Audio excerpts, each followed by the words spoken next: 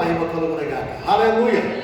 ప్రభునందు ప్రియమైన ఈ కార్యక్రమాన్ని వీక్షిస్తున్న వీక్షకులందరికీ మన ప్రభువును రక్షకుడైన యేసుక్రీస్తు వారి నామములో నాకు శుభాభివందనాలు ఈ గుడ్ ఫ్రైడే సందర్భంగా తెలియజేస్తూ, ప్రియరా మరి ఈ దినము ప్రత్యేకంగా గుడ్ ఫ్రైడే అనగా క్రీస్తు ప్రభువుల వారు అనగా యేసు ప్రభువు వారు దైవ మానవునిగా ఈ లోకానికి వచ్చి సర్వ మానవాళి కొరకు ఆయన దేవుని స్థానములో మానవులను రక్షించేదాని కొరకు కల్వరి శిలువలో రక్తమును చెల్లించిన ప్రత్యేకమైన దినం కనుక ఈ యొక్క ప్రత్యేకమైన దినములో ఎందుకు యేసు ప్రభువారు రక్తాన్ని చెల్లించారు, ఎందుకు ఆయన శిలువలో ఆయన చనిపోయారు, ఎవరి కొరకు ఆయన చనిపోయారు అన్న విషయాన్ని క్లుప్తంగా లేఖనం ద్వారా మీకు జ్ఞాపకం చేయాలని ఆశపడుతూ ఉన్నారు. అపోస్తలుడైన పౌలుగా ఎఫెసీయులకు రాసిన పత్రికలో ఒక చక్కని విషయాన్ని మనకు జ్ఞాపకం చేస్తూ ఉన్నారండి.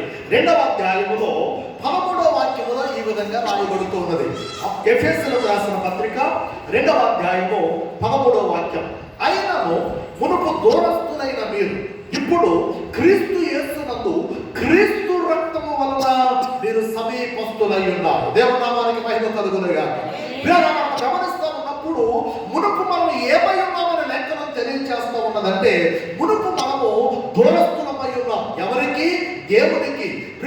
దేవునికి మనం దూరస్తులమై ఉంటే ఆ దూరాన్ని సమీపము చేయడానికి అనగా దూరస్తులమైనటువంటి మనము దేవునికి సమీపం చేయడానికి మనవతారిగా యేసు ప్రభువుల వారి లోకంలో జన్మించి దేవునికి సమీపస్తులను చేశాడు. దేవునికి స్తోత్రం కలుగునుగాక. కనుక గుడ్ ఫ్రైడే సందర్భముగా మనము ఆయన రక్తము వలన దేవునికి మనము సమీపస్తులము కాబడ్డామన్న వాస్తవాన్ని మనము గ్రహించి అట్టి రక్తము ద్వారా మన పాపములను కడిగి వేసుకొని పరిశుద్ధపరుచుకొని దేవునికి మరింత మనము సమీపం అవుదుము గాక. ఆమేన్. దేవుడు మిమ్మల్ని దీవించి ఆశీర్వదించును గాక.